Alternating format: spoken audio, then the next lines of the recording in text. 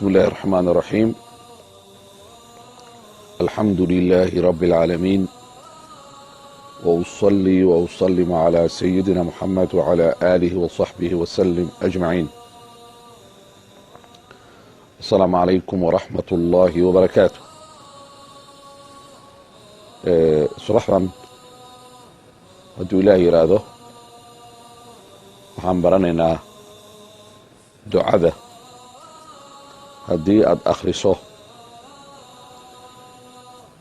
xanuun kasto ama sixir ama jinni hadduu ku hayo xitaa ilaahay subxaanahu wa tacaala uu kaa kaafinayo. waa duco aada u weyn, waa duco madax u ah ducooyinka oo dhan. ducadaasi marka waxaan ka horumarinayaa qiso yar oo kooban. qisadaas oo sharxayso oo nin sheekh ah ka sheekeeyey oo sharxayso ducadan awooddeeda intay la egta. sheekhaasi wuxuu yidhi maalin maalmaha ka mid ah ayaa sheekh ayaa waxaa loogu yeeray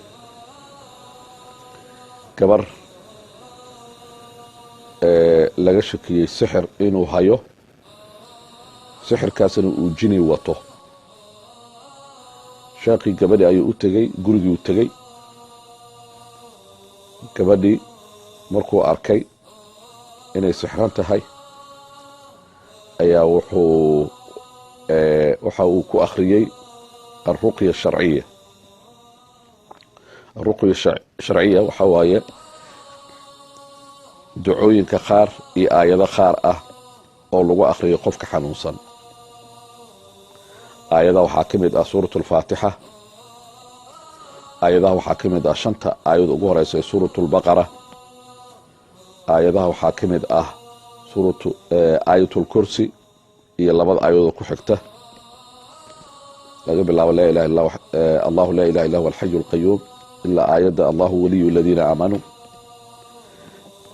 waxaa ka mid ah aayadaas 3 aayado ugu dambaysa suuratu albaqara oo ka bilaabato lilaahi ma fi samaawaati wama fi lard ilaa dhammaadka suuratu albaqara laa yukalifu allahu nafsan.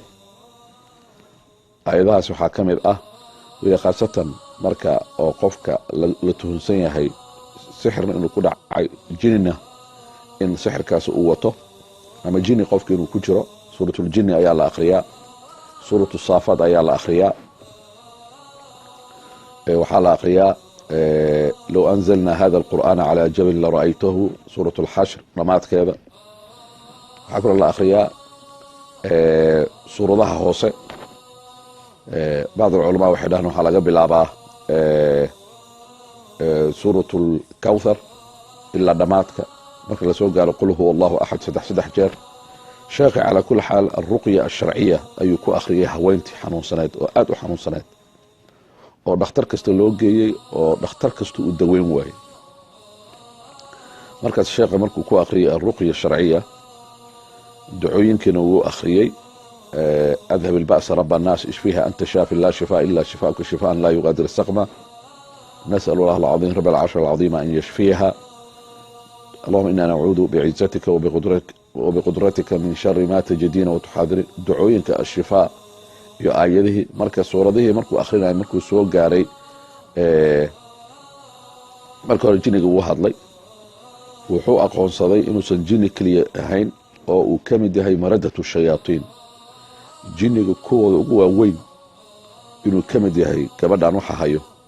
wuuna hadlay, wuuna isa sheegay. wuxuu dhahay intaa kelima, wuxuuna dhahay mana ka baxayo. markii oo sheekha marka wuxuu dhahay ana kaama joojinayo qur'aanka iyo ducooyinka. markaasi waxaa dhacday sheekhii qur-aanka markii aayadaha oo awraadda oo meelaha kala duwan uu ka soo qaadanayo markuu soo gaaray suuratu saafaat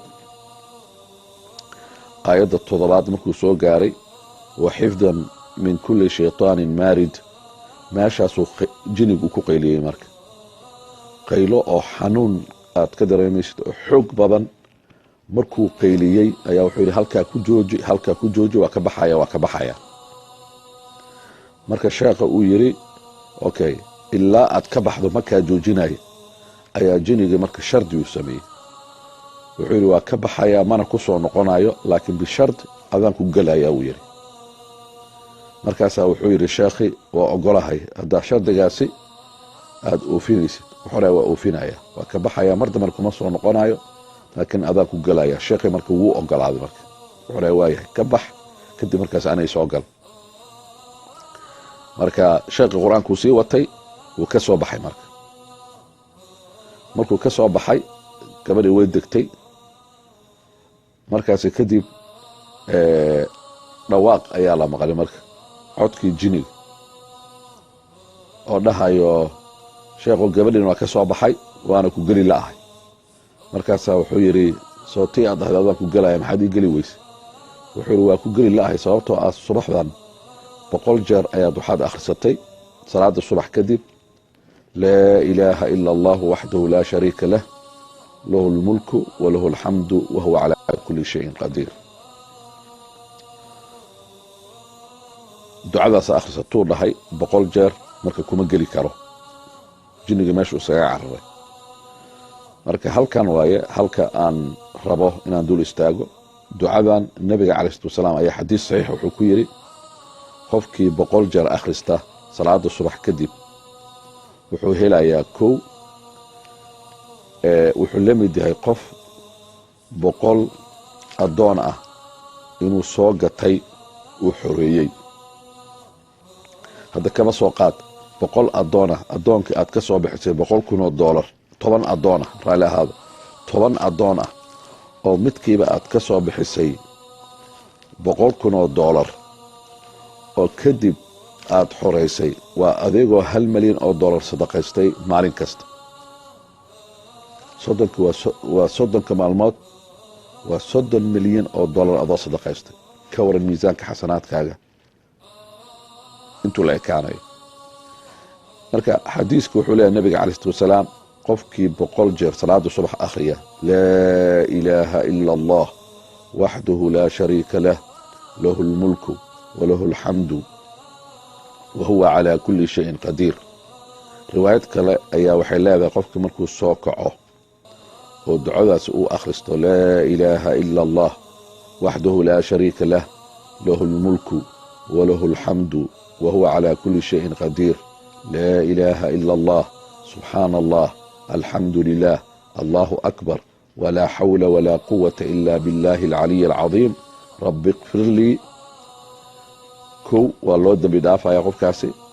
2 wuxuu weydiisto waa la siinayaa. 100 jeer hadduu akhriyo laa ilaaha ila allah waxdahu laa shariika lah lahu lmulku walahu alxamdu wahuwa calaa kuli shayin qadiir. kow wuxuu la mid yahay isagoo maalintaasi 10 qoor uu xoreeyey.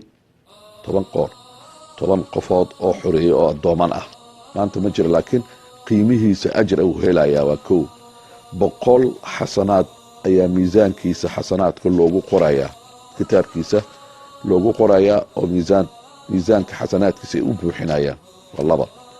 3 100 dembi uu galay ayaa laga tirtirayaa waa midda 3aad. 100 dembi uu galay ayaa laga tirtirayaa. 4 100 darajo meesha hadda uu taagnaa 100 darajo kor u kacayaa oo ilaahay uu u sii dhowaanayaa qofkaasi. 5 maalintaas oo dhan waxaa laga ilaalinayaa shaydaan inuu raad ku yeesho noocu doona aada shaytaanuljin iyo shaytaanuulins. halkaas waa marka halka sheekadii shaydaanka jinniga aan ka sheekeynaya oo jiniyada ku waaweyn ahaa kari waayey sheekhi inuu galo. sababtaa sheekha subaxdii salaada subax kadib ayaa wuxuu akhristay laa ilaaha ila allah waxdahu laa shariika lah lahu lmulku walahu alxamdu wahuwa calaa kuli shayin qadiir 100 jeer. marka waxaan nafteeda iyo idinka idinkula dardaarmayaa ilmihiin inaad bartaan, xaasaskiin inaad bartaan, asxaabtiin inaad bartaan ducadan inaad faafisaan oo qofka gurigiisu ku ilaashado, naftiisu ku ilaashado, xaaskiisu ku ilaashado, ilmihiisu ku ilaashado, mustaqbalkiisu ku ilaashado. waa ducada ugu baraka badan waa tawxiid. laa ilaaha ila allah alla xaq lagu caabudo ma jiro, la hoos yimaado, wax la weydiisto, laga cabsado, laga dambeeyo, laga amar qaato ila allah ilaahi maahine. waxdahu keligiis laa shariika lah wax lala wadaajiyo ma jiro. oo awoodda ilaahay awood lamida leh. ilaahay wuxuu bixiyo wax lamida bixin kara, wax ilaahay lamida ma laha.